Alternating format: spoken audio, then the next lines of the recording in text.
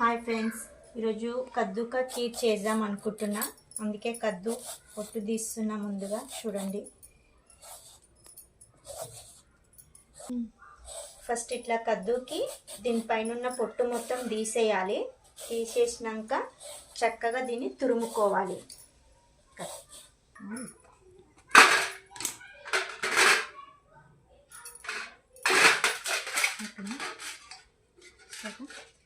చక్కగా ఇట్లా పొట్టు తీసుకోవాలి. తీసుకున్న దాన్ని ఇలా పెట్టి తురుముకోవాలి. ఎన్నో డేస్ నుంచి మా పాప కద్దు ఖీర్ కావాలి అనేసి అడుగుతుంది. చేస్తా అని టైం లేక చేయట్లేదు.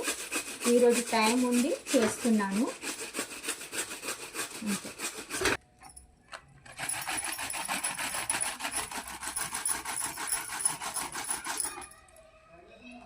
ఇలా కద్దునైతే మొత్తం సన్నగా తరుగుకోవాలి. మధ్య మధ్యలో ఇలా గింజలు ఏవైనా వస్తే తీసేసుకోవాలి ఫ్రెండ్స్.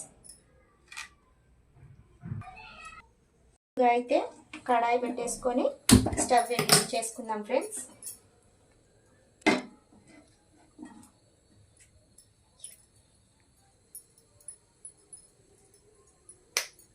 వేసుకోవాలి.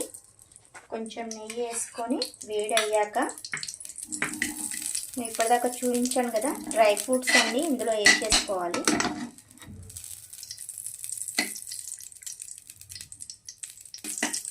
అది వేసినాక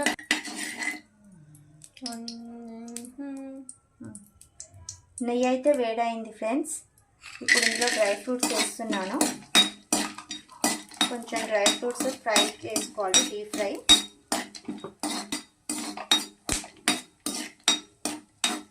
ఇప్పుడైతే డ్రై ఫ్రూట్స్ అయ్యాయి, తీసి పక్కన పెట్టేసుకోవాలి. ఇప్పుడు ఇందులో ఇంకొంచెం నెయ్యి వేసుకోవాలి. నెయ్యి వేసుకొని కరిగాక ఇందులో కొంచెం నెయ్యి వేసుకున్నాక ఫ్రెండ్స్, మనం ముందుగా తురుము పెట్టుకున్న సోరకాయ ఉంది కదా, కద్దుని ఇందులో వేసేసుకోవాలి. బాగా ఉడకబెట్టుకోవాలి.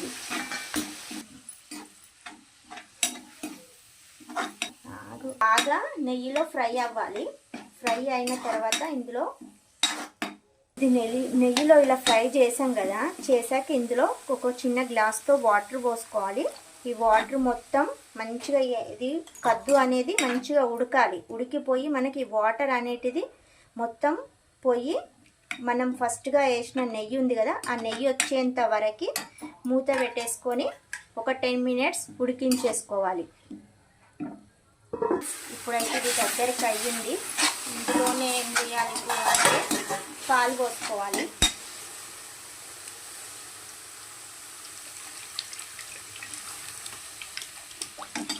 పాలైతే పోసుకున్నాము. ఇది ఉడకాలి కొంచెం. ఒక 10 minutes తర్వాత చూద్దాం. అప్పటి వరకు మూత అయితే పెట్టేస్తున్నాం.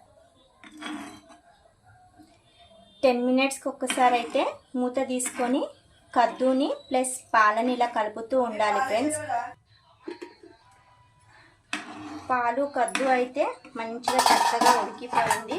ఇందులో ఇప్పుడు నానబెట్టుకున్న సాబుదాని ఉంది కదా, అది వేసేస్తున్నాను. వేసినాక ఒక 2 minutes ఇలా కదపాలి.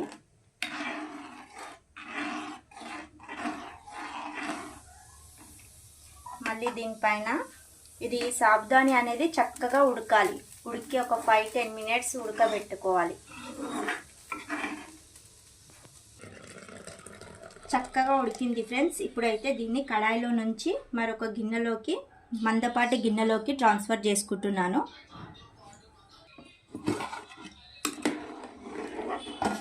ఫ్రెండ్స్, కద్దు ప్లస్ సాబుదాని మిల్క్ అయితే చాలా బాగా ఉడికిపోయాయి కదా సాబుదాని. ఇప్పుడు ఇందులోనే మనం ముందుగా తీసి పెట్టుకున్న కోవా వేసి కలుపుకోవాలి బాగా. కోవా అయితే కరిగింది ఫ్రెండ్స్. ఇందులో ఇప్పుడు ఇది కొంచెం మరిగినాక మనం ముందుగా తీసి పెట్టుకున్నాం కదా కస్టర్డ్ పౌడర్, అది కొంచెం పాలతో కలిపి ఇందులో వేసుకోవాలి. ఇలా 2 minutesకి ఒక్కసారి కలుపుతూ ఉండాలి. లేదు అంటే మన కింద అడుగంటుతూ ఉంటుంది. పాలు అండ్ కోవా సాబుదాని ఖీర్ మొత్తం మీద అయితే కంప్లీట్ కావడానికి వస్తుంది ఫ్రెండ్స్. ఇవన్నీ చాలా బాగా ఉడికిపోయాయి. లాస్ట్గా వచ్చేసి ఇందులో మన కస్టర్డ్ పౌడర్ని వేసుకోవాలి. మిల్క్తో కలుపుకొని దీన్ని కలుపుతూ ఉండాలి మధ్య ఇలా గడ్డలు కట్టకుండా.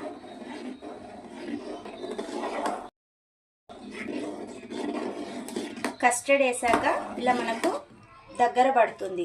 తర్వాతకి మనం లాస్ట్గా ఇందులో షుగర్ కూడా యాడ్ చేసుకోవాలి. ఎవరి టేస్ట్కి తగ్గట్టు వాళ్ళు.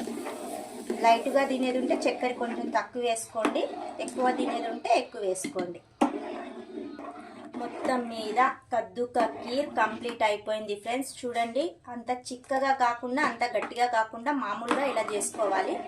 లాస్ట్గా వచ్చేసి ఇందులో మనం ముందుగా వేయించి పెట్టుకున్న డ్రై ఫ్రూట్స్ ఉన్నాయి కదా, అవి వేసేసుకోవాలి. వేసేసి ఒక 2 మినిట్స్ కలిపి మంట ఆర్పేసేసుకోవాలి. అంతే, ఎంతో రుచికరమైన మన కద్దు కా ఖీర్ రెడీ.